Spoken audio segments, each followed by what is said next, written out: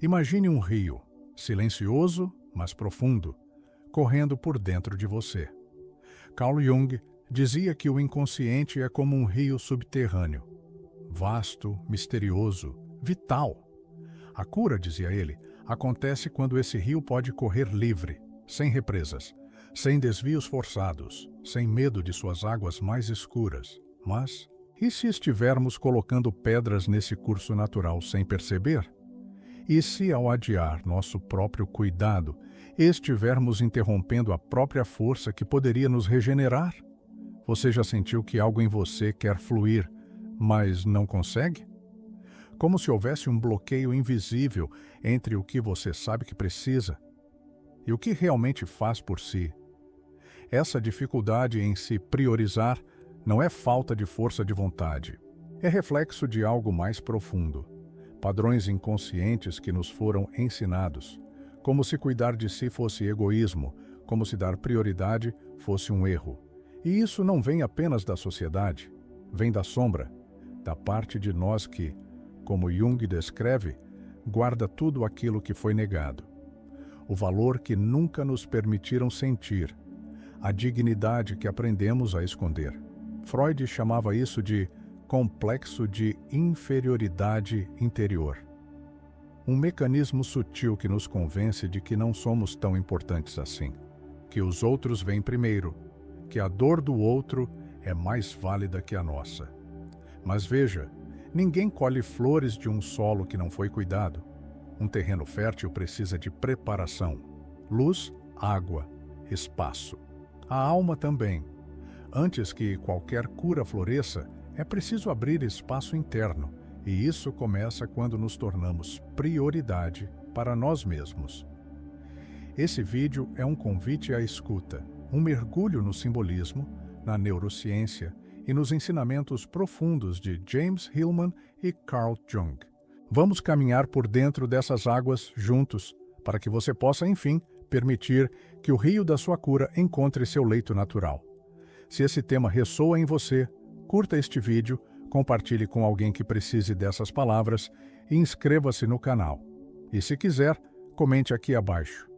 Quais são as pedras que bloqueiam o meu rio? Talvez só de nomeá-las, algo já comece a se mover. Talvez você conheça essa sensação. Ao pensar em tirar um tempo só para si, algo em você hesita, como se uma voz sussurrasse: você não merece isso agora. Espere mais um pouco. Depois, talvez. Esse depois é um eco antigo, um bloqueio ancestral que habita nossa memória celular. Herdamos, sem perceber, séculos de silenciamento interior, onde o valor pessoal sempre foi condicionado ao servir, ao produzir, ao agradar. Na infância, aprendemos rápido que nosso tempo só era validado quando usado para corresponder às expectativas externas. Ser elogiado por ajudar, ser amado por ceder, ser notado por silenciar-se. Poucos de nós fomos ensinados a simplesmente estar, a respirar por nós, a cuidar da nossa presença como um ato sagrado. Essa falta de tempo interno gera um atrito químico real. O cérebro, privado de autocuidado, eleva os níveis de cortisol, hormônio do estresse, enquanto reduz a dopamina, responsável pela sensação de prazer, conexão e bem-estar. Isso cria um estado crônico de tensão que nos distancia ainda mais de nós mesmos. É como um jardim sufocado por ervas daninhas. As raízes estão lá, a terra ainda tem vida, mas não há espaço para florescer. A poda necessária não é violenta, ela é consciente.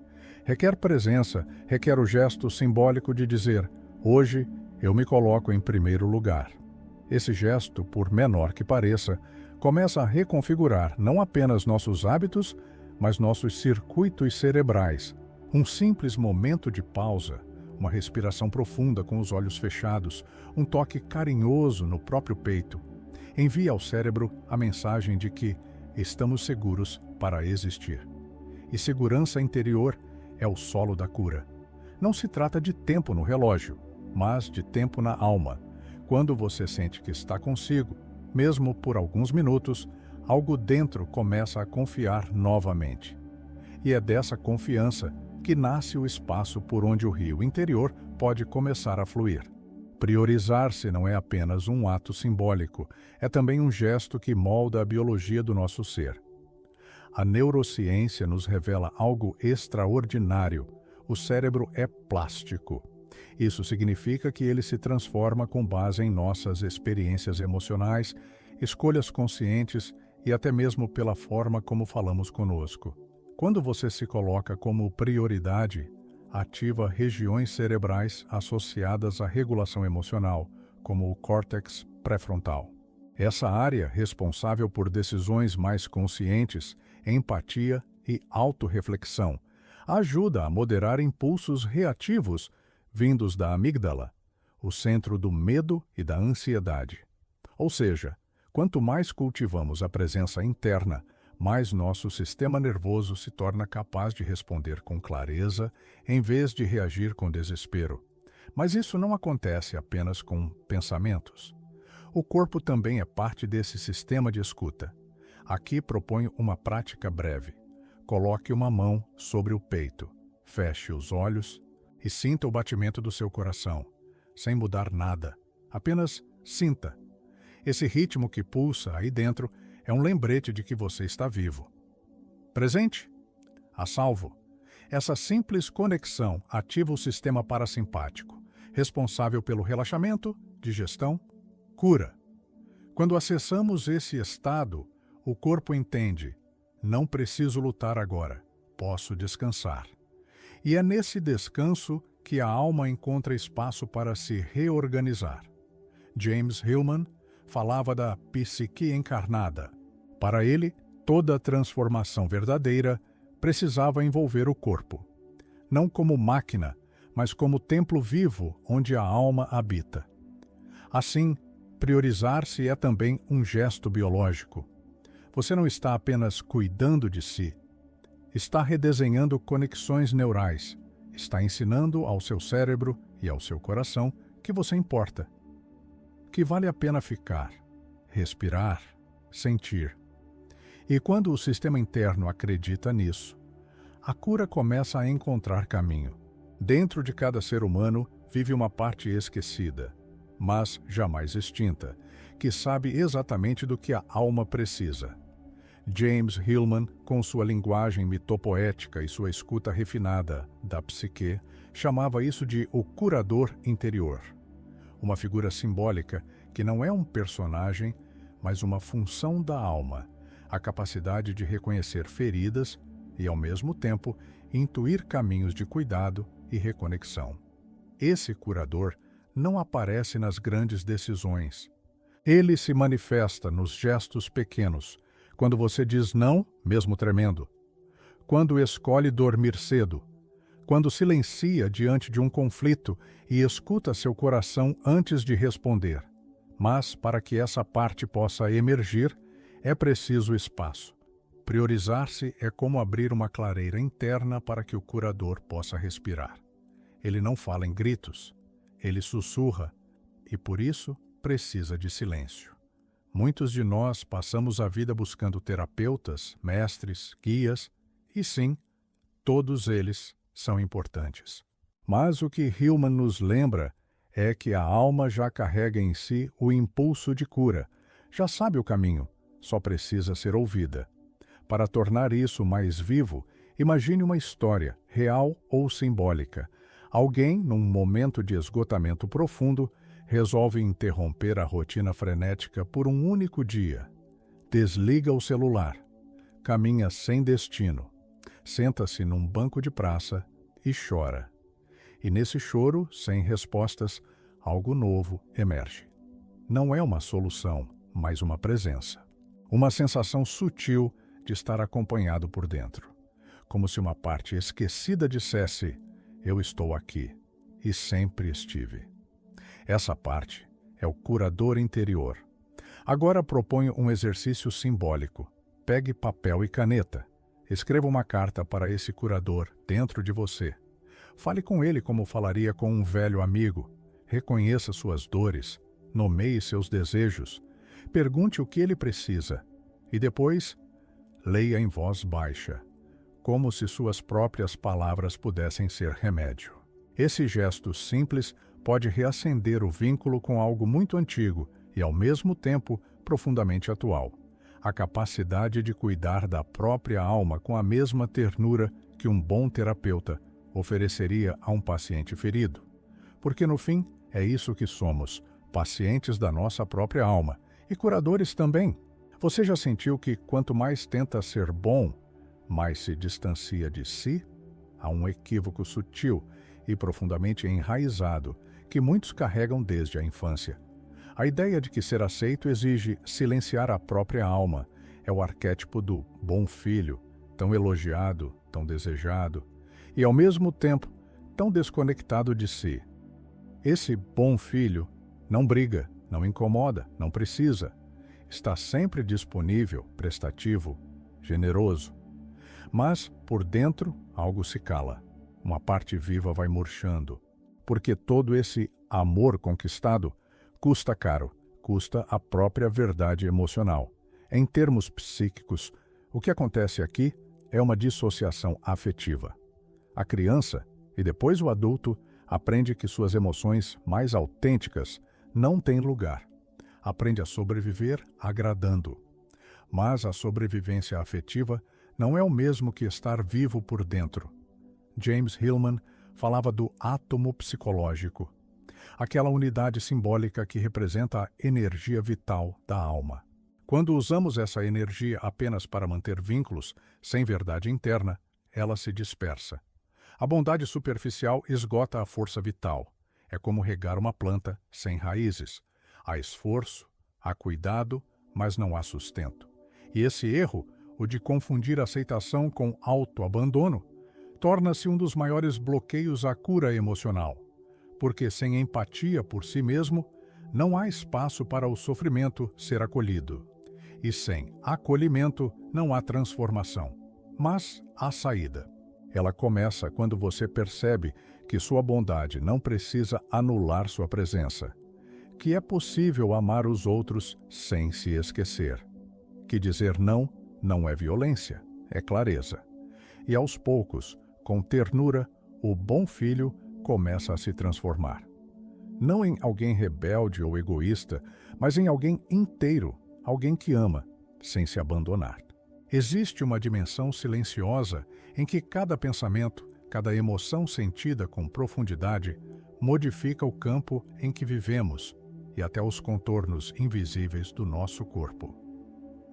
A física quântica já não é apenas teoria distante, ela se aproxima da vida cotidiana quando entendemos que o observador influencia o que é observado. Ou seja, o modo como olhamos para nós mesmos altera não só nosso estado interior, mas também a forma como o mundo nos devolve experiências. E isso não é esoterismo sem fundamento, é ciência aplicada à alma. A epigenética, por exemplo, mostra que nossos genes não são sentenças imutáveis. Eles são regulados por fatores ambientais, emocionais e até espirituais. Isso significa que, ao nos priorizarmos, ao escolhermos emoções conscientes, compassivas e autênticas, estamos literalmente reescrevendo o funcionamento dos nossos genes. Imagine, cada ato de autocuidado como uma pequena edição genética simbólica. Cada gesto de amor próprio como um novo código vibracional inserido na biologia do seu ser. James Hillman dizia que a alma pensa em imagens. Então pense nesta. Você como um campo vivo de luz e matéria, onde cada emoção tem cor, frequência, textura. Quando você se alinha com o que sente e cuida disso com dignidade, esse campo começa a emitir uma frequência coerente. E a vida responde. É por isso que, muitas vezes, após um período de intenso autocuidado, surgem encontros inesperados, soluções não pensadas, alívios que pareciam impossíveis. Não porque tudo se resolveu, mas porque a sua vibração deixou de estar presa à confusão. A clareza emocional se traduz em presença vibracional, e essa presença começa a atrair com suavidade aquilo que está em ressonância com seu estado mais verdadeiro. Autocuidado, então, é um ato de manifestação. É alinhar-se ao que você deseja, não só no plano material, mas também no plano energético. Você quer viver com mais amor, mais sentido, mais conexão? Comece por honrar o seu próprio campo. Cuide do seu espaço interno como um altar vibracional, porque é a partir daí que o mundo começa a se reorganizar ao seu redor. A alma se alimenta de repetição, mas não qualquer repetição, e sim aquela que, como um mantra sutil, reafirma sua presença, sua dignidade, sua inteireza. É o que chamamos de redundância emocional positiva, pequenos gestos cotidianos que, ao se repetirem com intenção, moldam o terreno psíquico onde a cura pode florescer.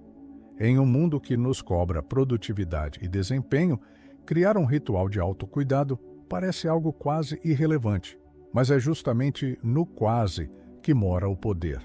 O ritual não precisa ser longo nem complexo, ele precisa ser seu. Aqui vai uma sugestão simples e profundamente transformadora. Um ritual de 3 a 5 minutos por dia. Respiração consciente. Sente-se em silêncio. Feche os olhos e respire 3 vezes com presença, como se cada inspiração fosse um gesto de acolhimento e cada expiração um alívio daquilo que não serve mais. Escuta interna. Coloque a mão sobre o peito ou abdômen e pergunte suavemente: o que eu sinto agora? Sem tentar mudar nada, apenas nomeie: medo, tristeza, cansaço, alívio. Sentir é curar. Afirmação simbólica. Escolha uma frase curta, mas potente. Pode ser algo como: eu mereço minha própria presença, ou hoje eu volto para mim. Diga isso em voz baixa, como quem sela um pacto interno. Agora, imagine aplicar esse ritual nos momentos mais tensos do dia. Antes de uma reunião difícil, depois de um desentendimento, ao sentir o corpo endurecer. O ritual torna-se uma âncora, uma memória somática de que você existe para além do caos. Com o tempo, esse gesto diário deixa de ser um exercício, torna-se um modo de estar. Uma espécie de oração silenciosa à sua própria alma. Porque curar-se não é um evento, é uma prática. E toda prática precisa de repetição, mas não aquela que entorpece, e sim a que desperta. Há algo de profundamente generoso no ato de se curar. Não porque a cura precise ser compartilhada, mas porque, inevitavelmente, ela transborda. Quando você se cuida, se escuta e se reconstrói por dentro, algo em seu campo muda. E essa mudança é sentida, mesmo que ninguém fale sobre ela. Hillman nos lembra que a alma é relacional. Ela não existe isolada como um objeto. Ela se movimenta entre os encontros, entre os silêncios partilhados, entre as pequenas presenças que oferecemos ao outro e, antes disso, a nós mesmos. Por isso, toda cura que começa dentro se estende além. Como uma gota que cai num lago e forma círculos que se expandem, sua transformação toca quem está próximo. Filhos, parceiros, amigos, até mesmo desconhecidos. Você já notou como certas pessoas têm um efeito calmante, mesmo sem dizer uma palavra? É porque carregam em si um campo pacificado, um vaso interno preenchido. Não perfeito, mas habitado. Quando o vaso da alma está cheio, ele transborda em generosidade, não por obrigação, mas por natureza. Esse é o movimento das pontes sutis, passagens invisíveis que ligam o íntimo ao coletivo, o silêncio ao gesto, a cura individual ao bem-estar comum. Talvez por isso, tantas famílias se transformem lentamente quando um dos seus membros começa a se cuidar.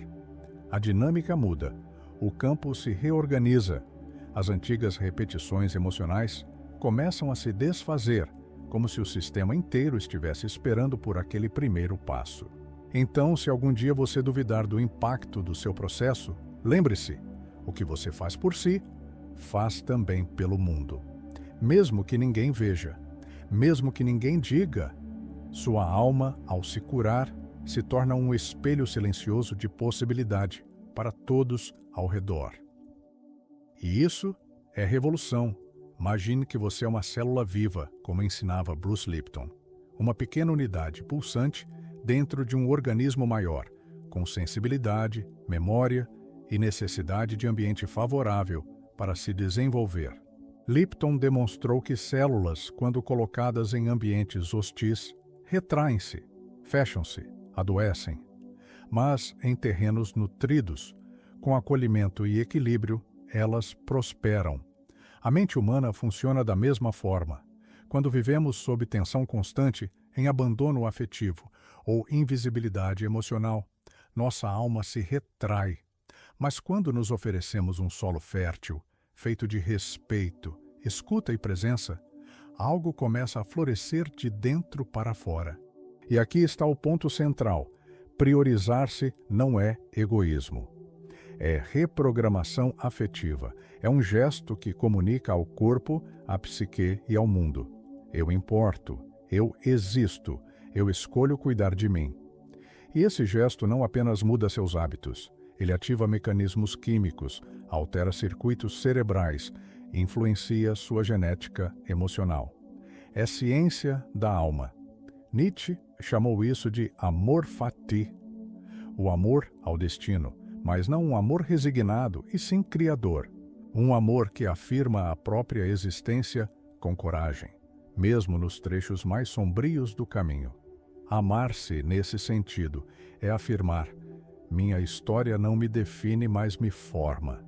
E nela, eu escolho ser fonte de criação. Então, aqui vai um convite final, simples e poderoso. Guarde 5 minutos por dia para o seu altar emocional. Pode ser uma mesa, um caderno, um canto da casa. Nele registre uma pequena vitória, uma emoção sentida, um gesto de autocuidado, um insight simbólico, um movimento neuroquímico, por menor que seja.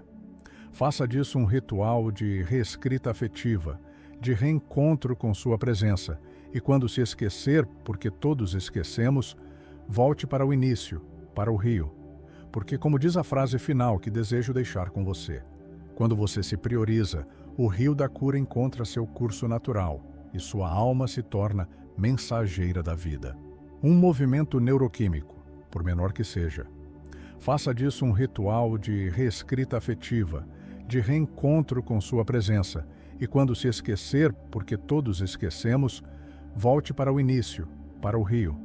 Porque, como diz a frase final que desejo deixar com você, quando você se prioriza, o rio da cura encontra seu curso natural e sua alma se torna mensageira da vida.